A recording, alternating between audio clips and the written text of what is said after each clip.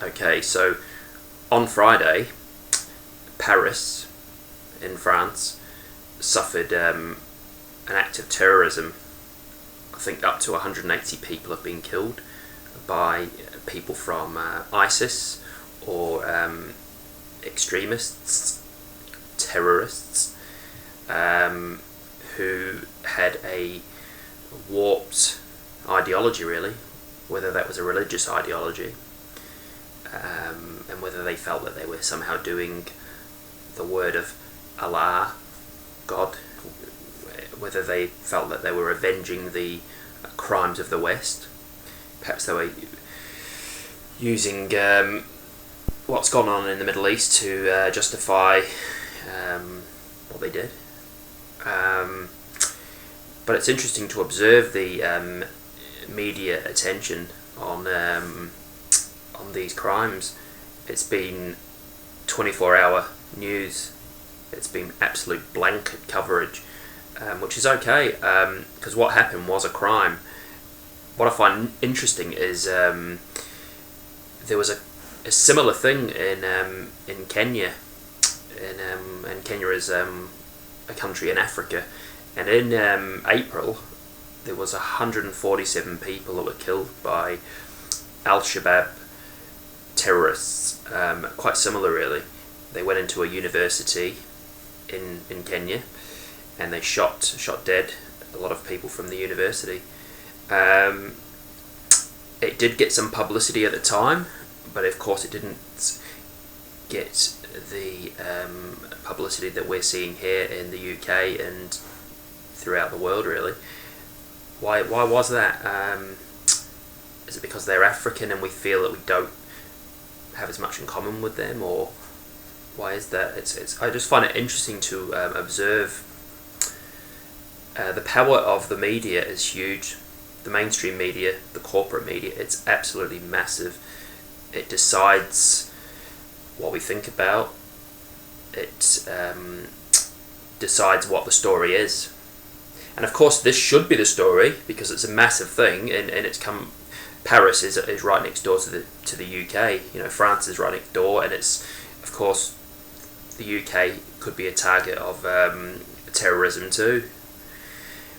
What I don't like about the media is we have censorship by omission, meaning it's what they leave out. They censor stories, so they just don't educate the public on so many things. I mean, I think most people are not aware of the things that the Western governments have done since World War II. We've overthrown democratically elected leaders. We've overthrown. We've done all sorts of stuff, you know, for our own means, really.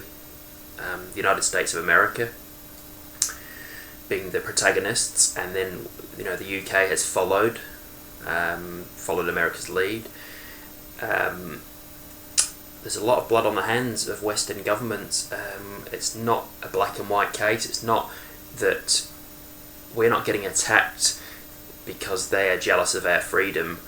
We are getting attacked because if you put your hand in a hornet's nest, you're going to get stung. And the Western governments, England, the United States, France, some other countries in the West have we've been meddling in the Middle East. We've invaded countries for resources, for oil, for political manoeuvring, for reasons of empire, really, reasons of empire. You know, the American empire, because every empire has its day. You know, we had the Roman Empire, we had the British Empire, we had the Ottoman Empire, and this time it's the United States, the American Empire. So some of these wars are not about. It's not about us as the good guys and we're fighting the bad guys. There's shades of grey. There's definitely shades of grey, because nothing in life is ever black and white. Usually, it's always nuances and things like that. So you know, I go on Facebook, and lots of people are changing their profile picture to a tricolour which is the French flag, to show solidarity.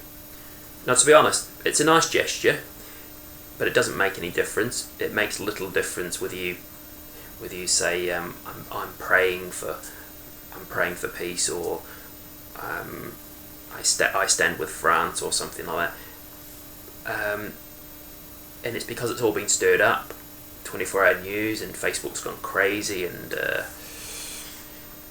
but when other innocent people get slaughtered, like the Israeli government a couple of years ago went crazy, and I think 2,000 people in the Gaza Strip, 2,000 Palestinians were killed. Where was everybody on Facebook then? Or in Kenya, like I said, 147 people were killed. Where was all the solidarity with your fellow human beings then? Where was the thing then? So it kind of annoys me in a way, and I realise that human beings, are so easy to manipulate. It's what Adolf Hitler did in World War II with the German people, and it was only later on after the war that they realised what a lunatic Hitler was. But you've got to remember, those people saw him as a saviour, and people are so easy to whip up into a frenzy, and we must do something about this, we must send in the bombs, we must send in the troops, we must sort this out. And what really happens is more innocent people end up getting killed. So you send in the troops, you send in, you start bombing places, you start sending in drones to Syria or wherever in the attempt to get rid of this ISIS. But you can't get rid of an ideology. These people move around, they're not all in one building or anything. So you're bombing a place, you're just going to make it worse, you're going to kill more innocent people. But people seem to be so easy to be whipped up into a frenzy, and it's kind of like, it's like the sheep-like mentality in a way. And I'm not meaning to be disrespectful. There's nothing wrong per se with changing your profile picture to a French flag or anything. That isn't the issue that I have a problem with. It's the media that we have, the news channels. It's all the things that they don't talk about. They don't explain to the public the bigger picture of what our governments have been up to. Because our media really are subservient to power. They are the spokespeople for the government. They are the spokespeople for power. You don't see anyone in the news studios who will, somebody like John Pilger or Noam Chomsky or any number of people who question the system. You won't see them on the news. You won't see them explaining to the public the backstory, because it's not about what happened last week or 2 weeks ago. It's not even about what happened 2 years ago. It's about what's been going on for decades, really. Our governments have been selling weapons to these people, a very lucrative arms trade. There's been a lot of political things going on. There's so much more to it than meets the eye. I mean, I only understand a fraction of it myself, and I'm trying to learn all the time, and I'm open-minded, but I'm not going to be quick to say we must bomb them. I'm not going to do that, and I'm not going to demonise a whole religion or a whole race of people. There are a minority of lunatics. It is worrying. It is worrying that this fundamental group is perhaps spreading across Europe, and it is worrying about the consequences and the ramifications of it all. But I don't think bombing people is going to help. It's just going to make it worse. And and thanks for watching.